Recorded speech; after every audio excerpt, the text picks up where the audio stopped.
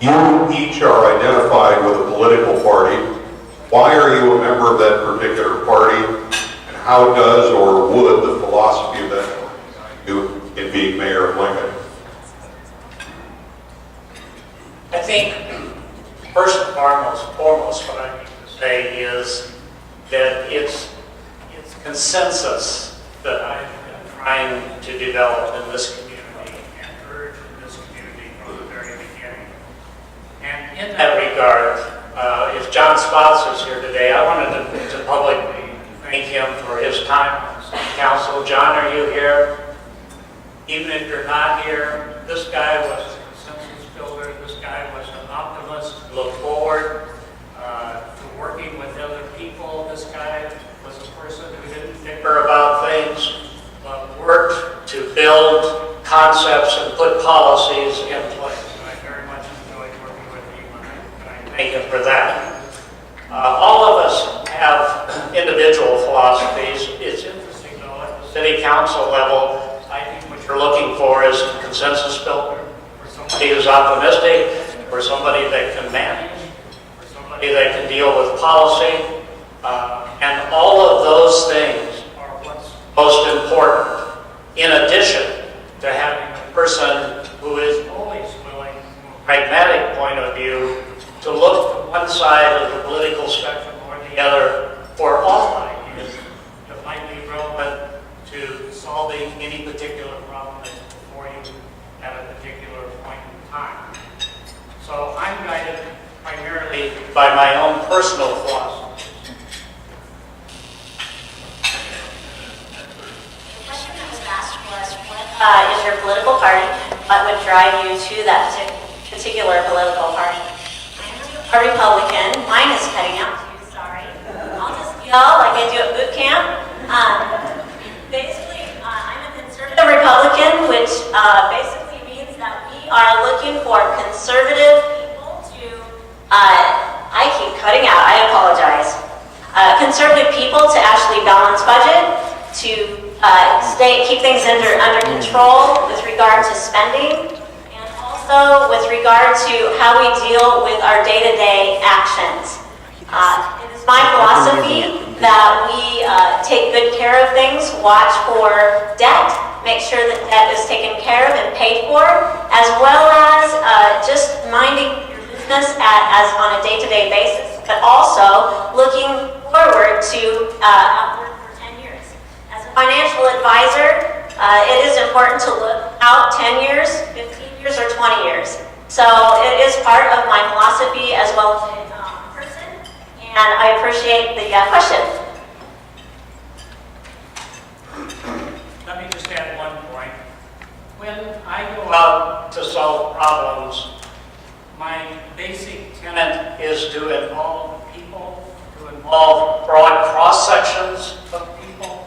I don't go to political party headquarters. I go out to all of the different groups, home builders, realtors, neighborhood groups, chamber of commerce, and I try to get as much input as I can from all of the different constituencies within the community.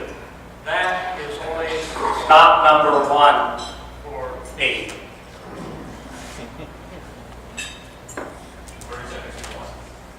I also believe that we need to talk to all constituencies, whether it's a Democrat, or Republican, or an independent, or a Tea Partier.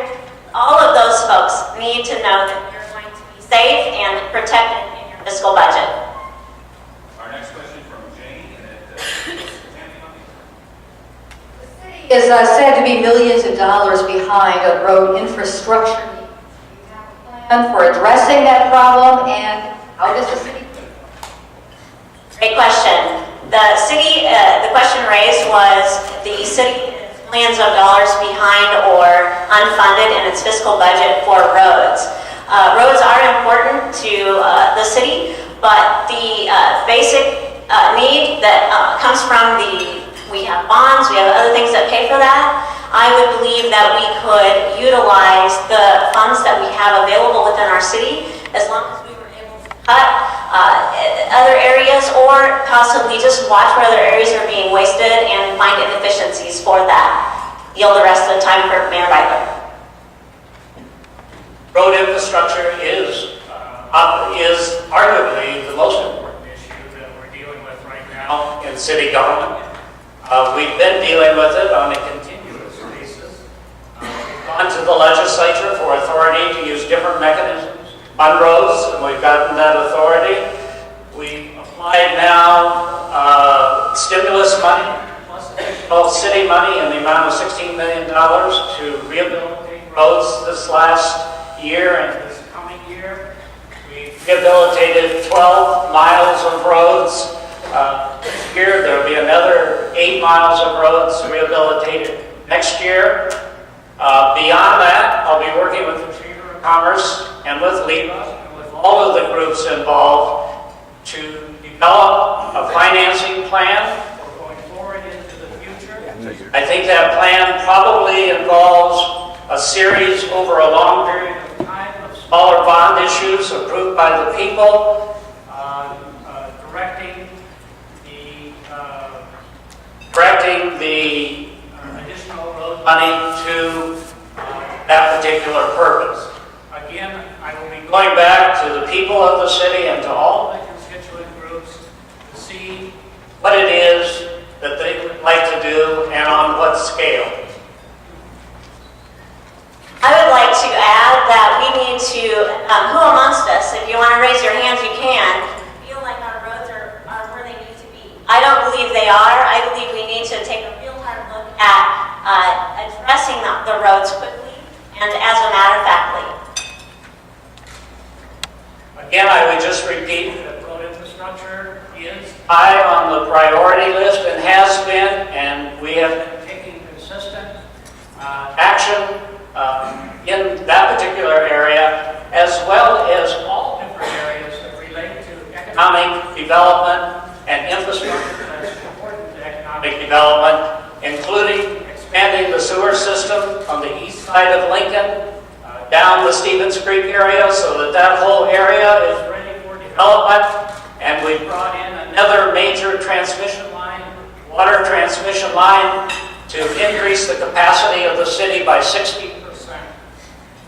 Our next question, John Courtney, and first goes to the mayor. State cuts in general to the local government fund that goes to the local municipalities and natural resource districts. It looks like that will not be funded by the federal government, state government. That has brought suggestions statewide from municipalities that might force tax increases on the local level. Is that the time you're thinking about suggesting that to taxpayers?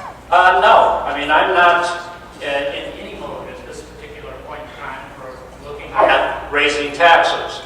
But there are a whole number of things going on that we need to think about and we need to consider.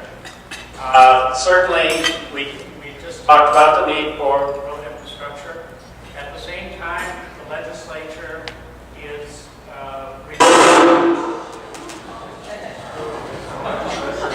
removing state aid. At the same time, the legislature is having trouble dealing with the CIR, which you know I have been an advocate of scaling back in terms of the prerogatives that are driving up our labor costs within the city. But the approach I'm going to take is the same approach that I've taken for 4 years. We're going to look at cutting. We're going to look at reorganizing. I've cut 120 jobs over the last 4 years, more than any other administration in history. We have reorganized in a dozen different areas. We will look at delaying making expenditures. We will look at reducing personnel costs within the limitations that we have. We will always look first to scaling down government to meet our revenue. The question that was asked was basically, would we cut and where would we cut those things for the legislature?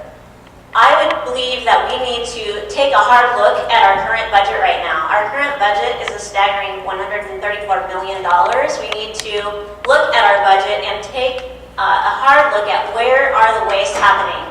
I believe that we could probably go back through and reevaluate through self-audit of funds that could be opened up for other purposes.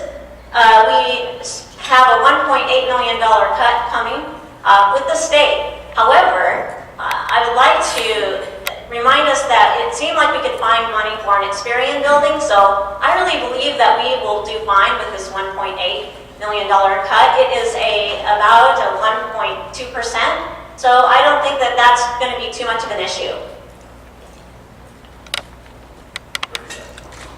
Let me say with regard to the budget, we have had the most open process that this city has ever had with the budget. We've called it our taking charge process. Every year, we've had surveys, we've had scientific surveys, we've had other kinds of more in-depth surveys, asking citizens, imploring citizens, drawing citizens into the budget process.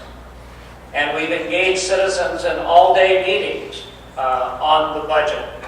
So we will continue to connect to the people of the city and give them the kind of budget that they want. We have had new taxes and things brought into our budget, and that's where the concern lies with, I think, most taxpayers and voters. Our next question,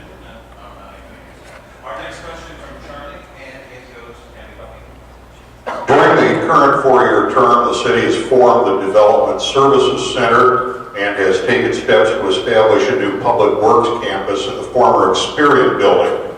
To the mayor, do you plan any other major departmental reorganization, consolidation, or relocation on that scale? In the coming 4 years, to Mrs. Buffington, would you carry out the public works relocation to the Experian building as currently planned? And do you have any other similar projects in mind? The question was asked that if with the Experian building, what would I do with that? I guess in paraphrased fashion, right, Charlie? And then also, what would be, pardon me, repeat that first part of that question, Charlie. Please. Would you carry out the public works relocation to the Experian building, and or do you have any other similar projects of that scope in mind? Consolidation, reorganization, or relocation? I believe that the Experian building was a large purchase that we did not need. We only needed 23,000 square foot. We ended up with 350,000 square feet of building at the purchase of about $7 million. I believe that we need to rethink that, and I also